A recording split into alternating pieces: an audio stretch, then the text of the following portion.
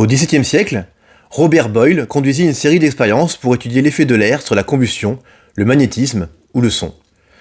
Pour illustrer l'effet du vide, il introduisit notamment de malheureux animaux vivants dans la cloche d'une pompe à air, construite pour lui par Robert Hooke. Il démontra ainsi la nécessité de l'air pour le vol des insectes, la survie des animaux, mais aussi pour la combustion ou la propagation du son. Mais certains phénomènes ne semblaient pas être altérés par la raréfaction de l'air. Le magnétisme et la lumière. Ainsi se posa la question d'un milieu de propagation distinct de l'air, pour la propagation de la lumière et du magnétisme, mais jouant le même rôle que l'air pour le son. Aujourd'hui, nous allons commencer notre série sur l'éther avec une première vidéo introductive. Le concept sera creusé et explicité par la suite dans les prochaines vidéos de la série.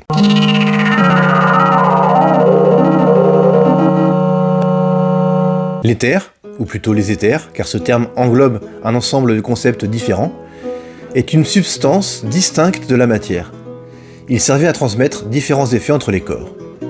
Ainsi, pour René Descartes, les astres baignaient dans une matière subtile, comme il l'appelait, dont les tourbillons permettaient d'expliquer les orbites planétaires. Avec les expériences de Boyle et Hooke, se pose la question du support matériel de la lumière. Descartes pensait la lumière comme une pression transmise instantanément à travers un milieu.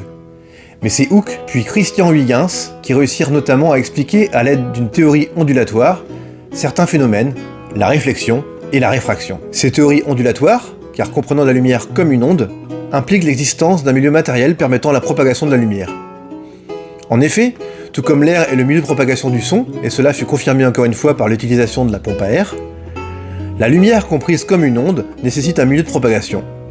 Ce milieu de propagation est nécessairement distinct de l'air, la lumière se propage dans la pompe à air, même en l'absence d'air.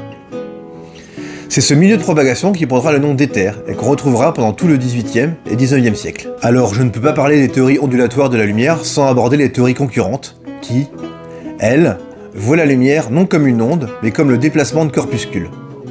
Selon Newton notamment, les corpuscules s'impriment à l'intérieur de notre rétine et c'est la différence de forme qui explique la différence de couleur. Alors nous verrons dans les prochaines vidéos comment le concept d'éther a évolué au cours des XVIIIe et XIXe siècles devant l'incapacité répétée des expérimentateurs, notamment Arago, Fizeau, Fresnel et Michelson, à le mettre en évidence.